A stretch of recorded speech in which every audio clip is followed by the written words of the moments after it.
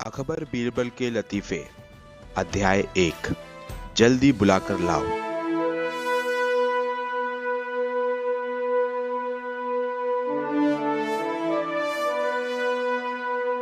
बादशाह अकबर एक सुबह उठते ही अपनी दाढ़ी खुजाते हुए बोले, अरे कोई है? तुरंत एक सेवक हाजिर हुआ। उसे देखते ही बादशाह बोले, जाओ जल्दी बुलाकर लाओ, फौरन हाजिर करो। सेवक की समझ में कुछ नहीं आया कि किसे बुलाकर लाएं, किसे हाजिर करें। बादशाह से पलट सवाल करने की उसकी हिम्मत भी नहीं हुई। उस सेवक ने यह बात दूसरे सेवक को बताई, दूसरे ने तीसरे को और तीसरे ने चौथे को। इस तरह सभी सेवक यह बात जान गए और सभी उलझन में पड़ गए कि किसे बुलाकर लाएं और किसे हाजिर करें। बीरबल सुबह घूमने निकले थे।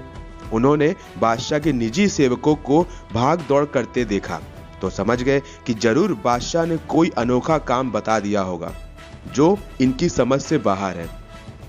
उन्होंने एक सेवक को बुलाकर पूछा, क्या बात है? यह भाग दौड़ किस लिए हो रही है? सेवक ने बीरबल को सारी बात बताई। महाराज हमारी रक्षा करें, हम समझ नहीं पा रहे हैं कि किसे बुलाना है। अगर जल्दी नहीं बुलाकर लाए तो हम पर आफत आ जाएगी। बीरबल ने पूछा, यह बताओ कि हुक्म देते समय बादशाह क्या कर रहे थे?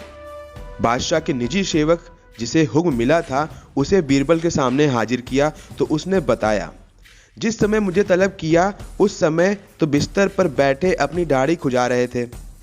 बीरबल तुरंत सारी बात समझ गए और उनके ओंठों पर मुस्कान भर आई। फिर उन्होंने उस सेवक से कहा, तुम हजाम को ले आओ। सेवक हजाम को बुला लाया और उसे बादशाह के सामने हाजिर कर दिया। बादशाह सोचने लगे, मैंने इसे तो बात बताया नहीं था कि किसे बुलाकर लाना है, फिर यह हजाम को लेकर कैसे हाजिर हो गया?